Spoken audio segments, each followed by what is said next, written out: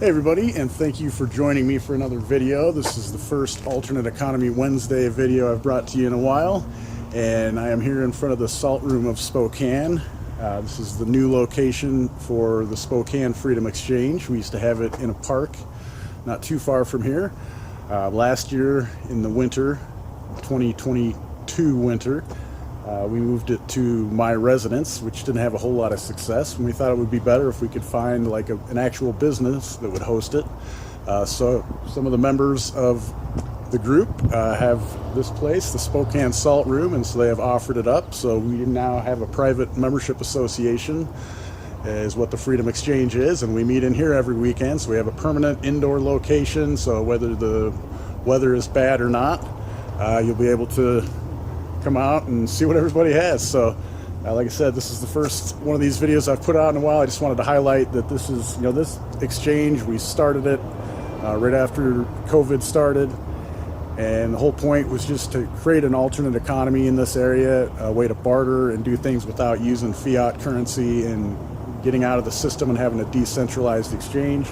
I'm very proud to say that since I have moved out of the city, and I haven't really been involved with it since October of 2022. I've only been here a few times. It's actually flourished. I would say it's grown since then, and there's more people here. So it's really nice to see that decentralization can work. And this is a perfect example of how we can decentralize our lives and how we interact with people. Anyways, I hope you guys get something from this video.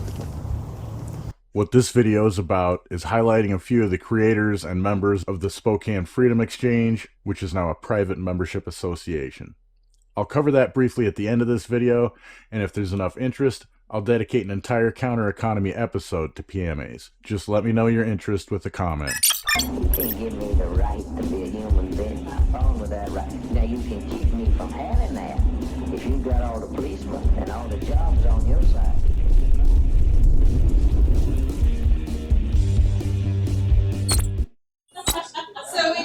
All right, so we have Jeffrey here. He's a local. They live in Spirit Lake, Idaho, and they make it to our Spokane Freedom Exchange. I'm just going to back up so I can see all the goods he brought. And Jeffrey, if you want to go ahead, just go over some of them. Let us know what you have here. Yeah, so we try and bring a bunch of different things, just give people options. So we've got homemade organic chimichurri sauce, great on fish. We've got marshmallows that are actually made from aloe root that one of our friends made. We've got some homemade shampoo that we're working on. We've got homemade wooden spoons. I got just some various seeds, stuff I've collected, stuff friends have given me. We've got some spicy hot sauce. We've got some different chocolate truffles. And yeah, we come here and we try and exchange with people and just value for value. Right. And they always encourage trading of silver, bartering, and things like that over fiat currency, just like pretty much everyone here. So thanks for showing me what you got, man. Oh, you did make it. Yeah. I did.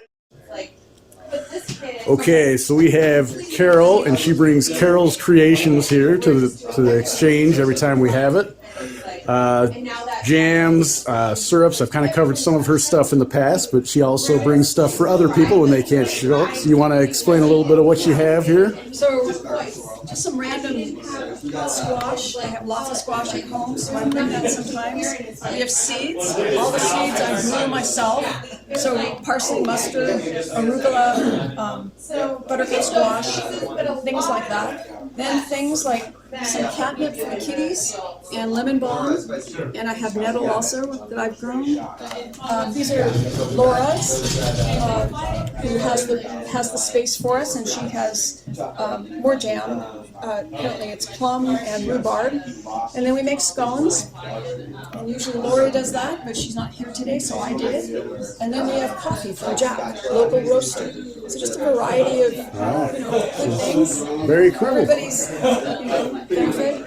And you have like an email address if somebody wanted to contact you for some of this? All right. Well, I will. All right. Well, I will list it, and I'll try to get it real quick here if I can get this thing to work. Yeah, that's really cool. Oh, and of course now it's getting all crazy, so I'll just put it on there when I edit it.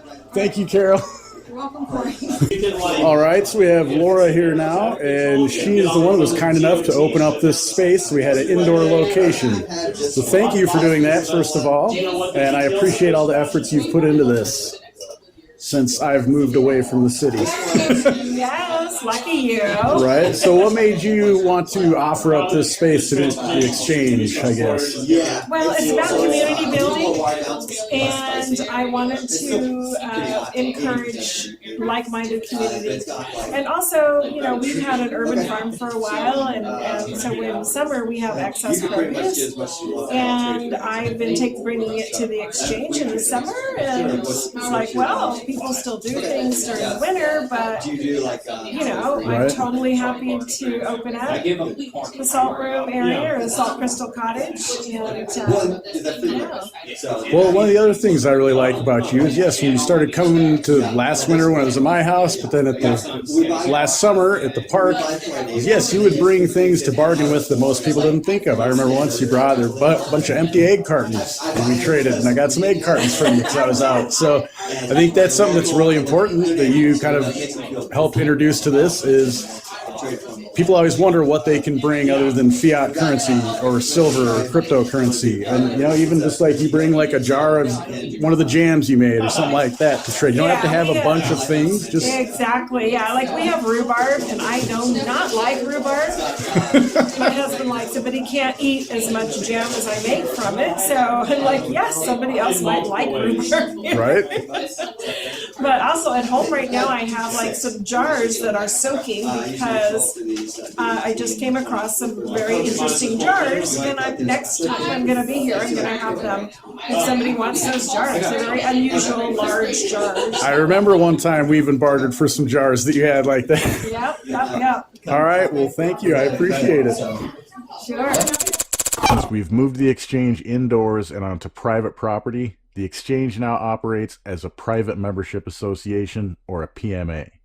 This was done to protect the owners of the property from extortion attempts or requests to relinquish their freedom. It establishes you're operating in a private capacity rather than in the public, which is how every licensed business operates once they open their doors.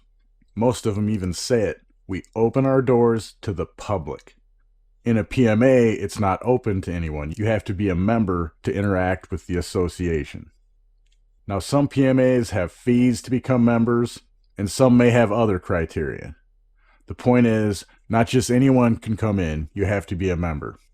At the Spokane Freedom Exchange, it's a very nominal fee, and then in exchange for joining the association, you actually get a token of appreciation, which is then bought back because we really appreciate those tokens. In the end, it doesn't cost you anything, but now you've become a member of the association, and you're allowed to come in, and you're allowed access to the PMA. That's a pretty simple explanation of what it is. Like I said, if you're interested in it, let me know with the comment in this video. It does, after all, pertain to the idea of countering this economy where everyone is open to the public. And until next time, don't forget to live free. Thanks for joining me for this video. If you like my content, share it. It's the best way to support the efforts of this channel and only takes a couple of clicks. Most importantly, stop using big tech platforms and decentralize. Share this from a decentralized and blockchain-based platform to help spread the word about them.